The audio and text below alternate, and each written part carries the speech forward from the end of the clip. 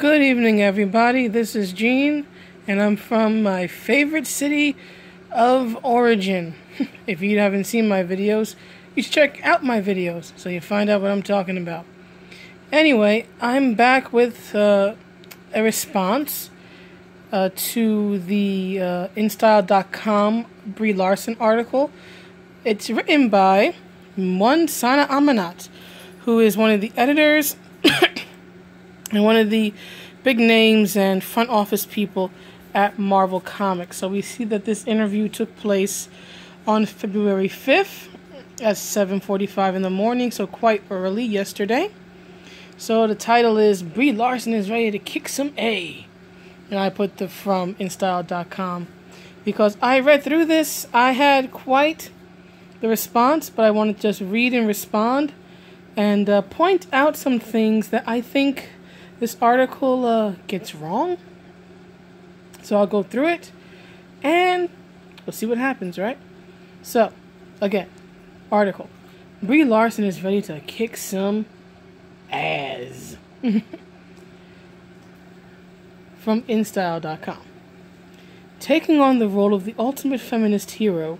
Okay, first off, right here, the ultimate feminist hero in comic books is Wonder Woman, not Captain Marvel. Captain Marvel was meant to be Marvel's answer to Wonder Woman, but she never quite hit that level of popularity. Moving on. Captain Marvel was no small feat, but Brie Larson, defender of people both on screen and off, is not just any actress. I would love to know who Brie has defended on screen and off.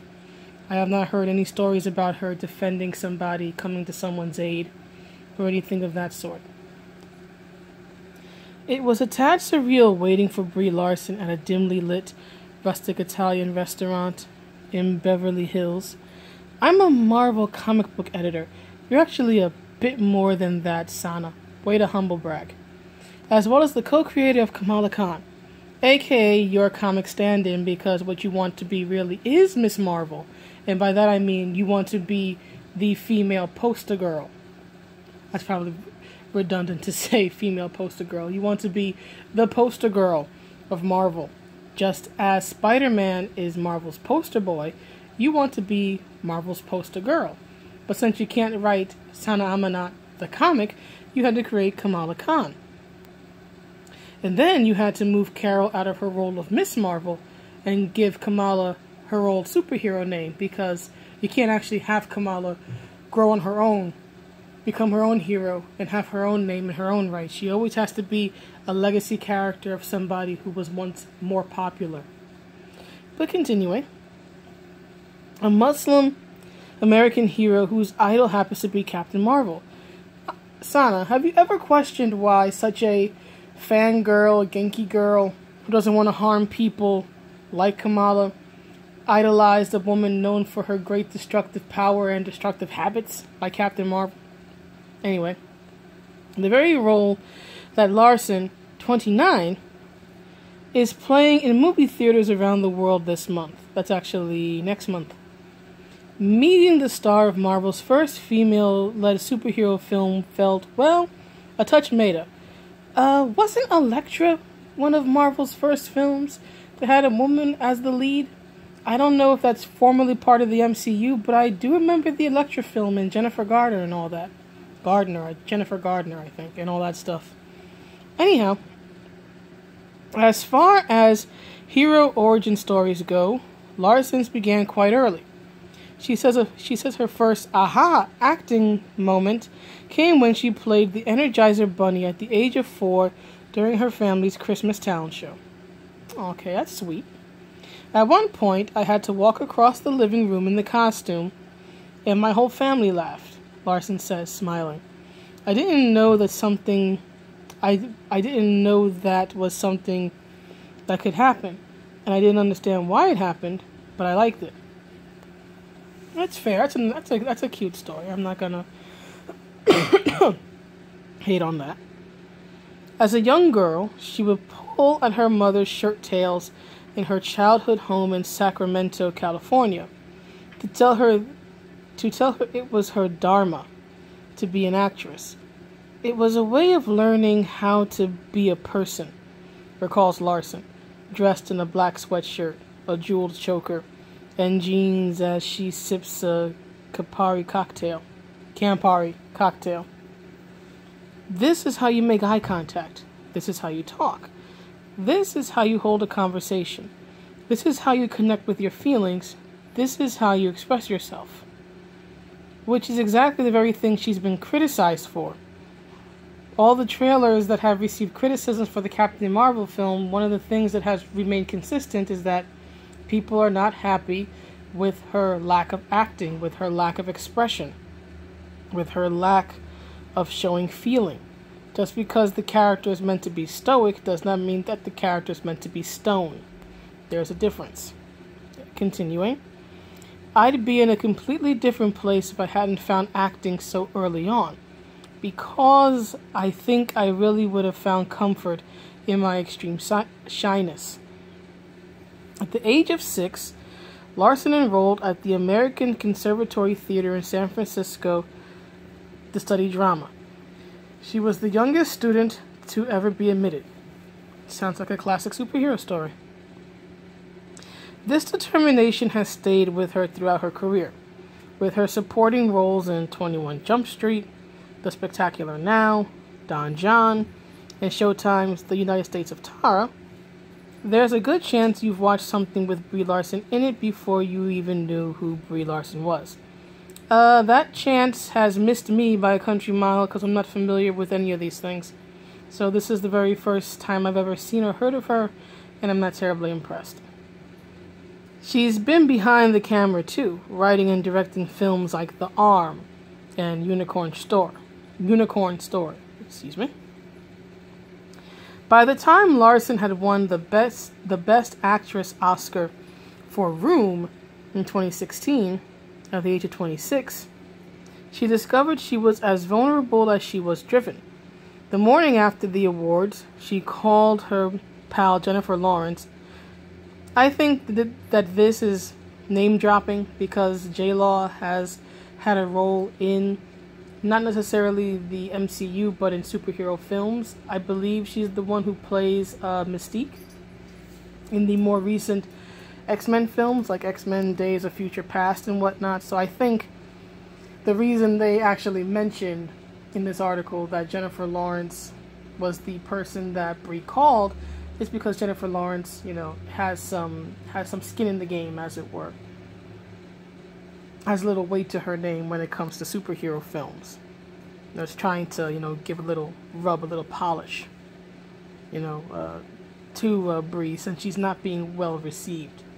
Marvel would sooner die than admit it, but Brie's not being well received. This film is not being well received. In a state of bewilderment, I was like, I don't feel any different. I don't feel better about myself. I still don't feel like I'm a good actress, says Larson. She was like, oh yeah, that's totally normal. I've had the same thing. Don't think of it like that. Think of it. Sorry, one moment.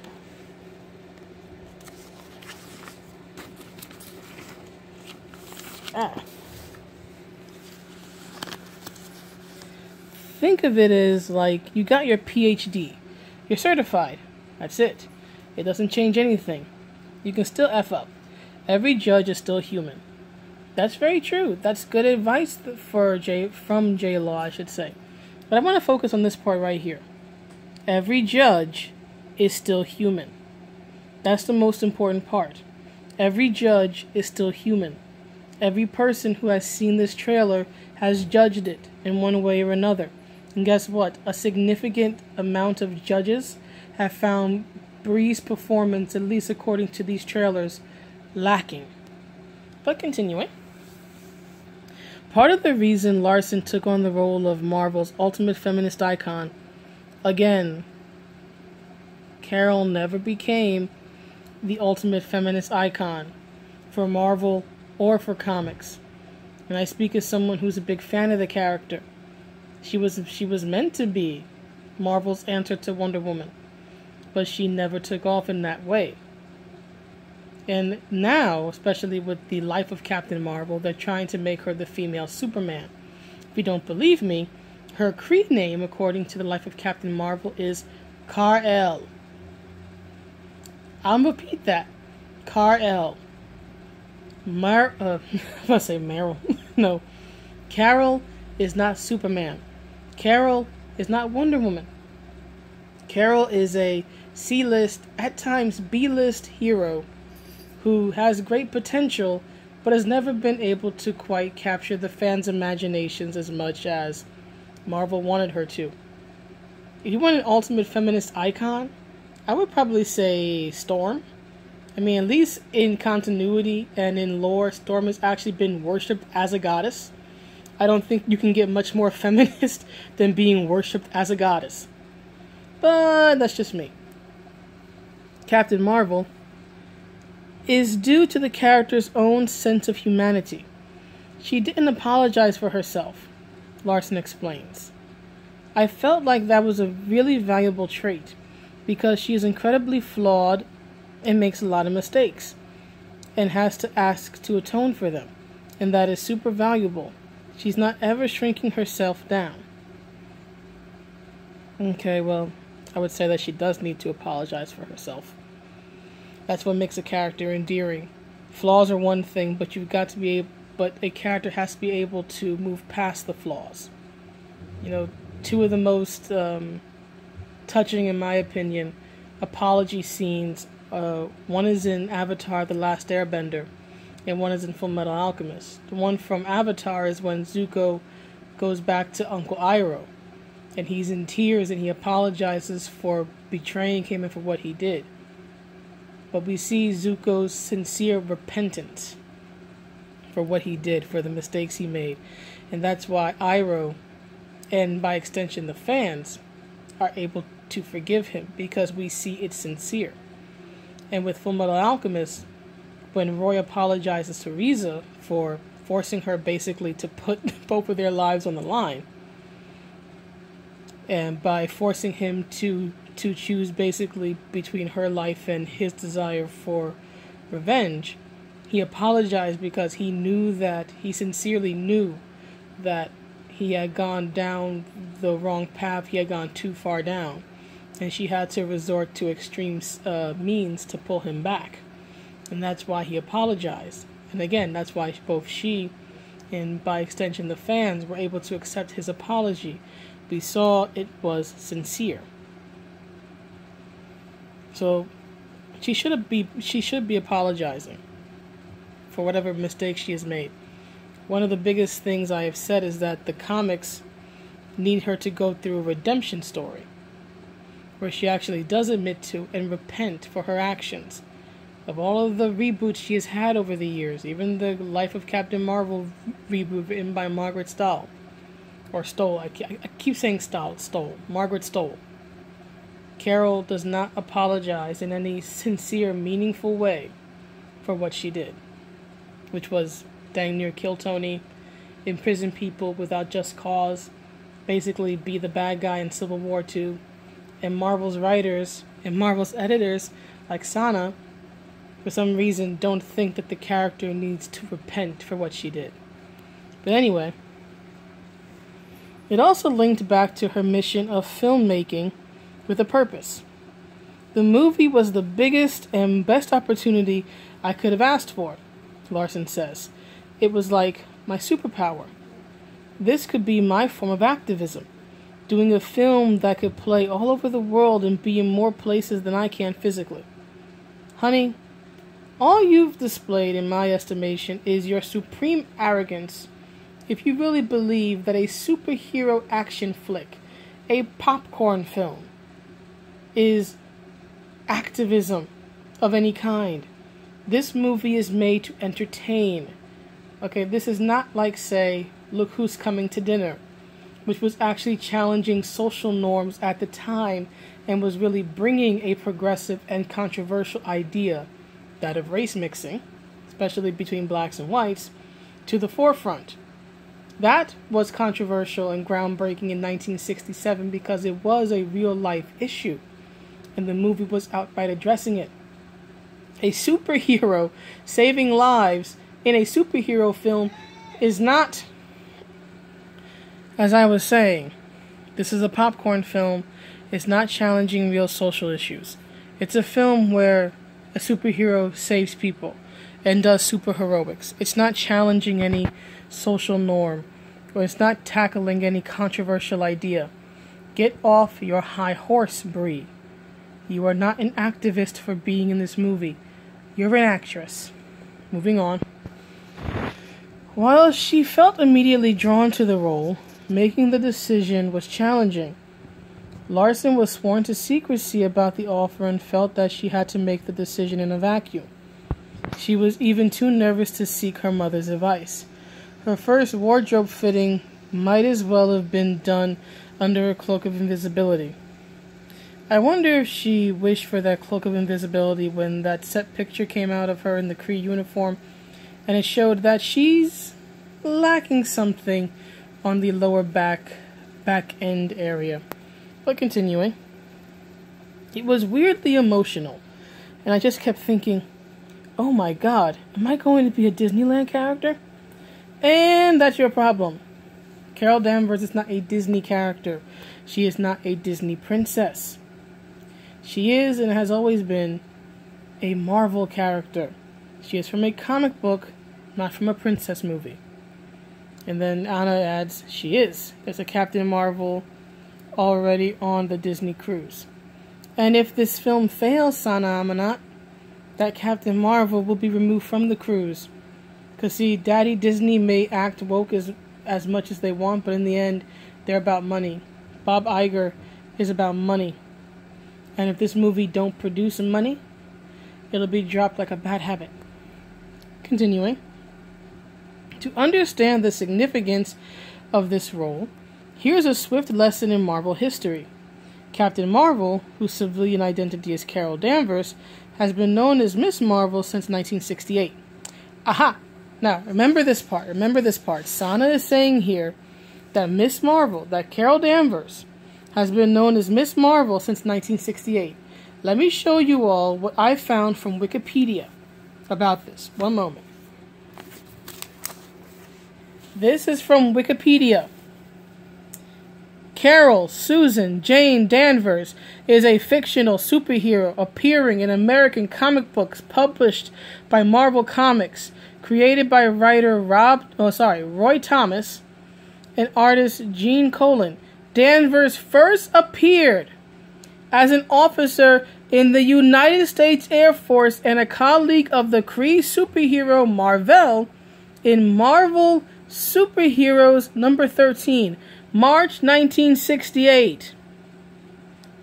Danvers later became the first incarnation of Miss Marvel in Miss Marvel number 1, cover dated January 1977. What did Sana claim here about Marvel history?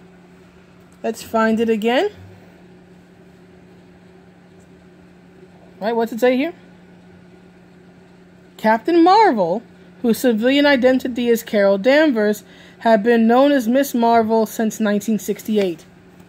Patently untrue. Patently incorrect. In 1968, she first appeared as an officer in the Air Force and a colleague of Mar-Vell in Marvel Superheroes 13. She would not become Miss Marvel until 1977. Sana, you seriously didn't check what you were writing or what you were saying prior to having this published. This is not hard to verify. I went to Wikipedia. You work at Marvel. How do you make such a simple error? Anyway, continuing. Find my place again. In 2012, Miss Marvel's bathing suit-like attire was revamped into a red, blue, and gold uniform that alludes to Danvers' Air Force background. Let me show y'all some pictures of that before and after. 1 second. Carol Danvers, as she was, as Miss Marvel. This is from the Brian Reed run, and this is the variant cover that Frank Cho drew. So this is her swimsuit outfit, her iconic warbird outfit, right? This is how she looked before. This was from the last Miss Marvel series, before she was revamped in 2012 as Captain Marvel. So she went from this to this.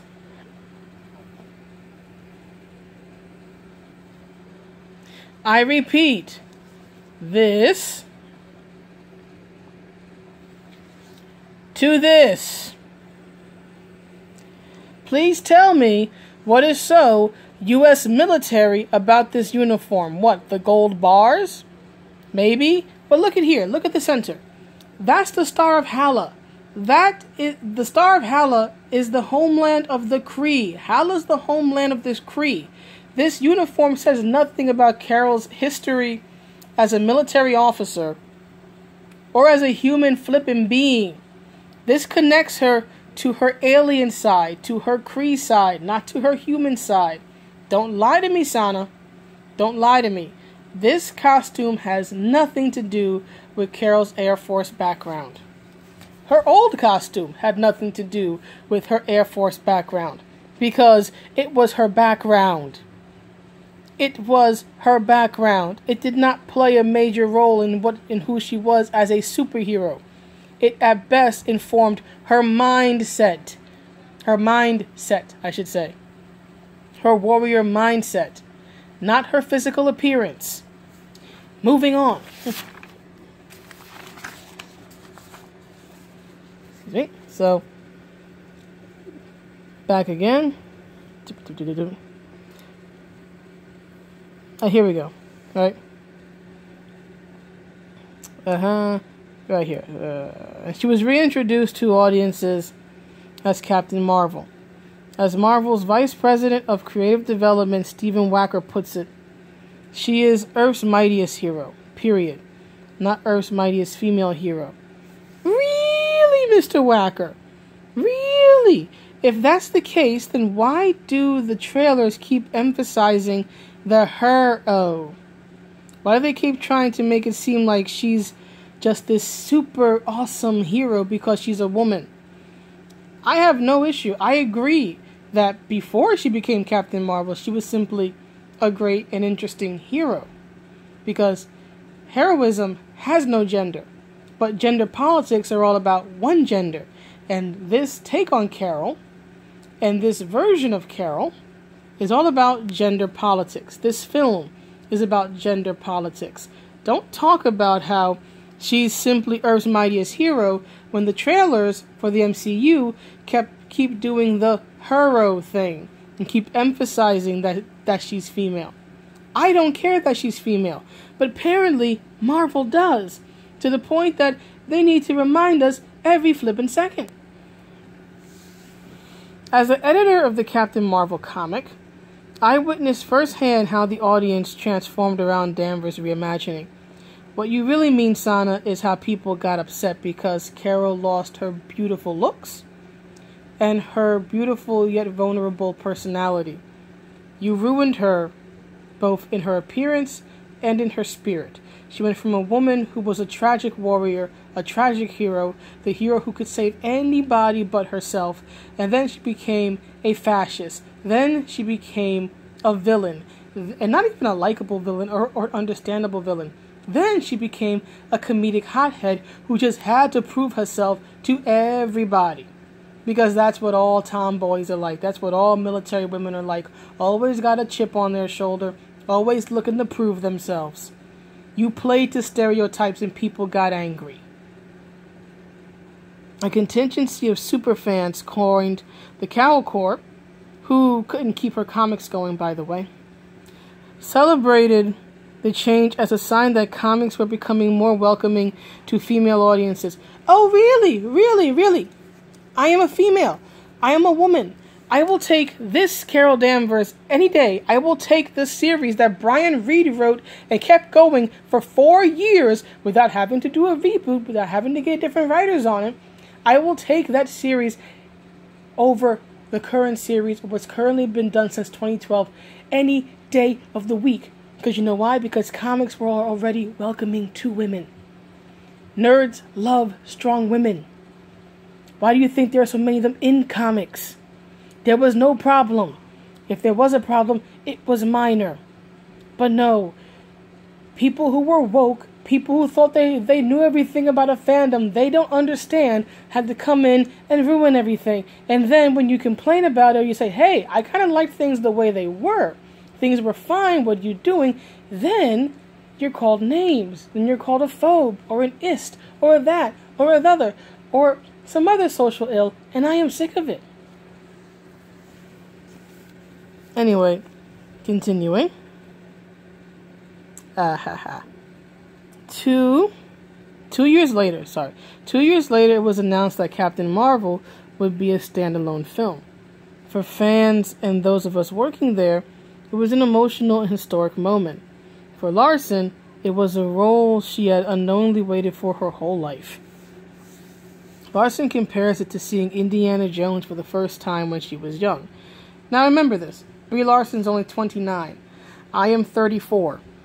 So we probably are approximately around the same circles and same references, generally speaking. I'm not too far ahead of her in age.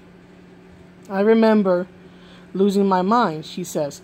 Harrison Ford's character became her ideal. I couldn't think of a female equivalent. I can. Her name's Lara Croft. She's known as the Tomb Raider. She's kind of had several video games for the past 20-some years, 2 films, was a big franchise, was Sony's poster girl back in the mid-90s because she was attractive and totally awesome. But yeah, I'm guessing you didn't play video games growing up, did you, Brie? Anyway, she says there was Sigourney Weaver in Alien, of course, but there wasn't enough of that spectrum of confidence and sass and a little bit of a mess, just a mix of everything. I could have sworn that Sigourney Weaver's character in Alien, I haven't seen Alien in the longest. Horror movies aren't really my thing, but I could have sworn that her character in Alien was scared out of her wits. And the whole thing was that she was terrified, but she was still trying to do the right thing and save lives and survive. I don't know where sassy fits in there. The whole thing was that she wasn't confident. At least not in the beginning of the film, maybe toward the end, when it became more of an action series. But I think in the first one, the whole thing is that she was absolutely terrified. But anyway, it's confidence and sass and a bit of a mess, just a mix of everything. Women weren't allowed to do that. Oh, really? Oh, really? Look. Aliens came out in what, 1977, 1978, generally the late 70s?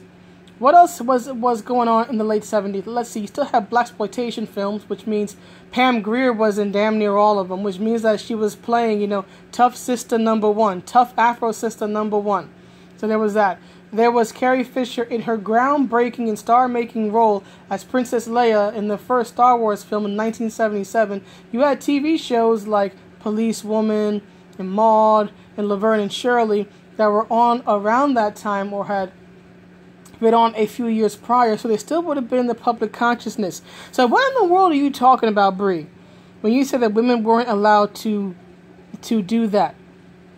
Women were starting to find their voice in the late 70s.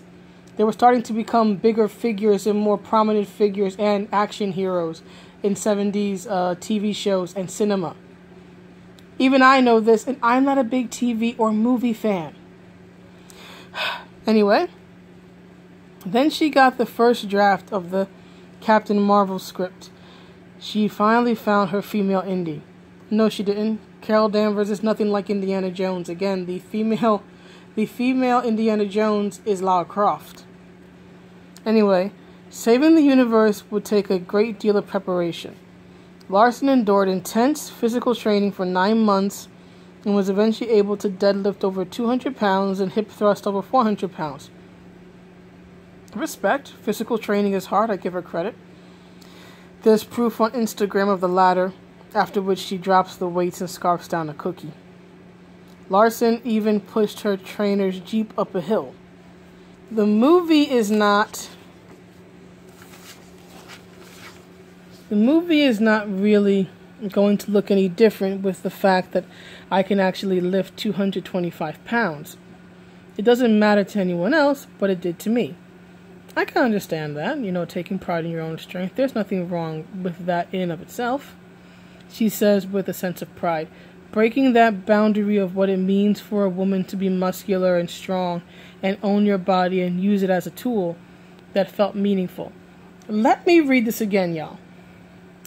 Breaking that boundary of what it means for a woman to be muscular and strong and own your own body and use it as a tool that felt meaningful.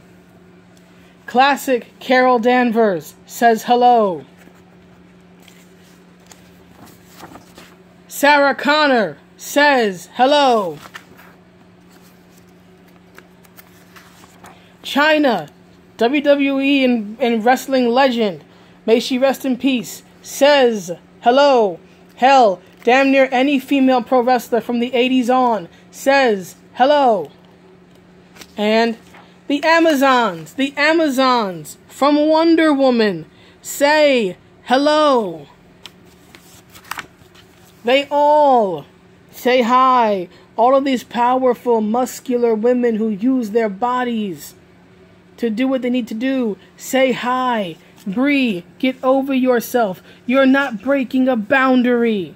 You're not breaking any damn boundary. Get over yourself, you egotist. Larson's training wasn't all that physical. To round out Danvers' character, she met with members of the U.S. Air Force. Her focus, ambition, and humor all come from the pilot in her, says Larson. I'd rather just read the Brian Reed run where he goes into her backstory and we actually get to see some of her personality as a pilot back in her Air Force days, because, she was charming and interesting then. And then there was the mental preparation. To navigate the impending pressure of potentially becoming a global icon, Larson got some simple advice from Marvel's Captain America, Chris Evans. He told her what he viewed the hoopla surrounding the role, billboards, superfans, merch, as if it were happening to someone else. Larson had taken that to heart and now responds to seeing herself on toy packaging with a healthy disconnect. Really? I haven't seen any toys for this yet. I don't think, oh look, that's me. I think, oh, that's odd. Yet Larson wants to keep a bit of Captain Marvel with her. I want to hold on to the cockiness and the sense of ownership. Brie, confidence is attractive, arrogance is not. She says, because I do believe in my abilities, and I do value myself. And I do know that I'm strong, and I do know that I can do a lot of things that people don't think I can do. Why am I suddenly reminded of that scene where a person stands in a mirror and they just keep telling themselves these affirmations? Anyway. And what she can do is make an impact.